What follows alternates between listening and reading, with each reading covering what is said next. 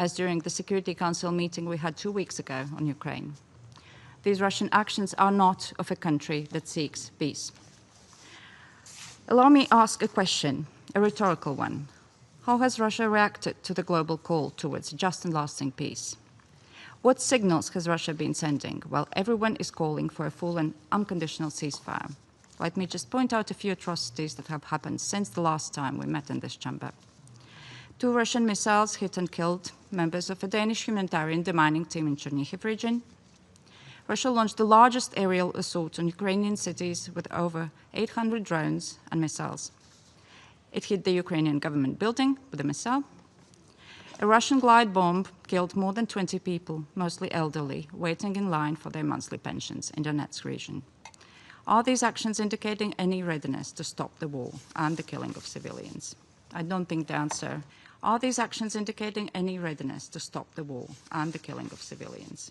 I don't think the answer is unclear. The violation of Poland's airspace is just yet another escalation, another violation of international law that Russia has made excuses for without changing action. This only strengthens our resolute support to Ukraine, its independence, sovereignty, and territorial integrity. And we call on the Security Council to fulfill its role, the primary responsibility for maintenance of international peace and security, in accordance with the purposes and principles of the United Nations. And Russia must be stopped. It only understands peace if it is delivered through strength. And we are united both in support of Ukraine and the defense and security of our nations and our allies. I thank you. I thank the representative of Latvia for the statement. I now give the floor to the representative of Kingdom of the Netherlands. Thank you, Mr. President.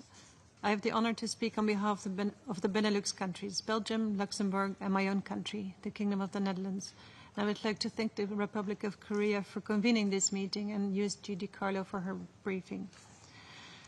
This week, Russian drones violated Polish airspace and therewith EU airspace, NATO airspace. Polish, Italian, and Dutch fighter aircraft succeeded in tracking and shooting down Russian drones over Poland. Benelux countries stand in solidarity with our Polish allies, and we remain ready to provide any further support.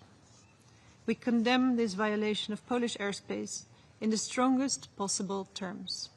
It is a reckless and dangerous act by the Russian Federation, risking further escalation.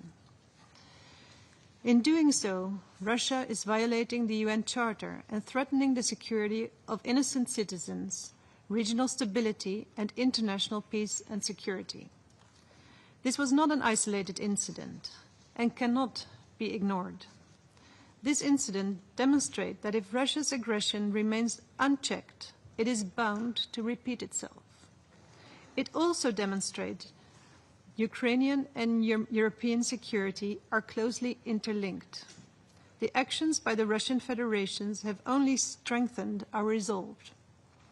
Benelux countries will continue to pursue coordinated military, humanitarian, and budget support to Ukraine in order to bolster its efforts to defend itself and rebuild the country.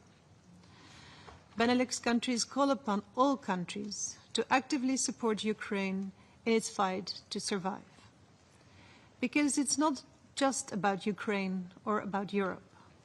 We need to show that we take a stand against violations of internationally recognized borders and that we will protect the UN Charter.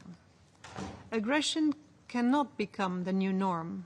This affects us all. We call upon the Russian Federation to fully comply with international law and the Charter, especially given its status as permanent member of this Council. Russia needs to stop its illegal aggression against Ukraine and its reckless behavior against Europe.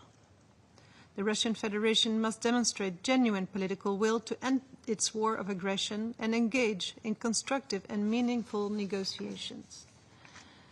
Benelux countries call on this Council to take tangible steps towards a full, unconditional and immediate ceasefire, so these incidents cannot repeat themselves. We will continue our active contribution to all efforts, bringing a comprehensive, just and lasting peace closer. I thank you.